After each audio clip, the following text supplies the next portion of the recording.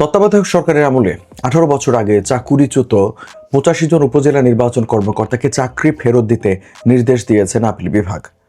25 ফেব্রুয়ারি মঙ্গলবার প্রধান বিচারপতি সৈয়দ রেফাত আহমেদের নেতৃত্বাধীন বেঞ্চ এই রায় দেন। একই সঙ্গে চাকরি বিধি অনুযায়ী সকল সুবিধা দেওয়ার নির্দেশনা দেওয়া হয়েছে। ভুক্তভোগীদের আইনজীবী ব্যারিস্টার সালাহ উদ্দিন দোলন ও ভুক্তভোগীদের আইনজীবী ব্যারিস্টার রুহুল কুদ্দুস কাজল এই তথ্য নিশ্চিত করেন। 2005 সালের 3 সেপ্টেম্বর সরকারি কর্ম কমিশন 327 জনকে উপজেলা নির্বাচন কর্মকর্তা হিসেবে অস্থায়ীভাবে নিয়োগ দেয়।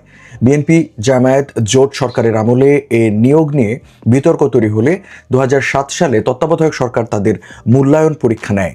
পরীক্ষার পর 327 জনের মধ্যে 85 জনকে একই বছরের 3 সেপ্টেম্বর চাকরিচ্যুত করা হয়। এরপর শুরু হয় আইনি লড়াই। 18 বছর পর চাকরি ফিরে পেয়ে উচ্ছ্বসিত নিয়োগ বঞ্চিতরা।